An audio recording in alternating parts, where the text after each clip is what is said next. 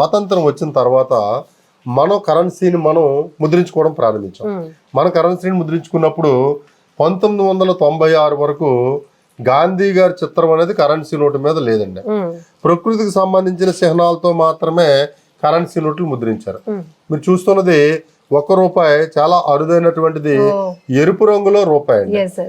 ఇది చాలా అరుదైనటువంటిది. 1970 ప్రాంతం వరకు ఈ ₹1 అందుబాటులో ఉంది. చాలా మందికి తెలిసినటువంటి రూపాయి నోట్లు ఇవ్వండి. ఇవి ఈ రూపాయి నోట్లు గమనించినట్లయితే ఎక్కడా కూడా మనకు పరిశీలించినట్లయితే గాంధీ గారి చిత్రం అనేది లేదు.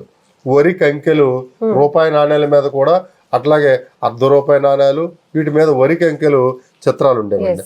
ఇది గ్రీన్ కలర్ లో ఉండేటటువంటి మరొక రూపాయి నోట్ అండి. దీని మీద కూడా ఎక్కడ కూడా గాంధీ గారి చిత్రం ఉండదండి. మళ్ళీ రూపాయి నోట్లలో కలర్స్ చాలా మల్టీ రూపాయి నోట్లలో ఇప్పటి వరకు 12 రకాలు 13 రకాల వరకు రూపాయి నోట్లని దించారండి. ఇది ఒక రూపాయి నోట్ అండి. ఇది కూడా 1990 ప్రాంతంలో కూడా చలామణిలో ఉన్నదండి. ఇక్కడ చూసినట్లయితే ఎక్కడ గాంధీ గారి చిత్రం అయితే మాత్రం ఇవన్నీ కూడా రాజముద్ర లాగా చిహ్నాలు ఉన్నాయి. ఓన్లీ మన భారత జాతీయ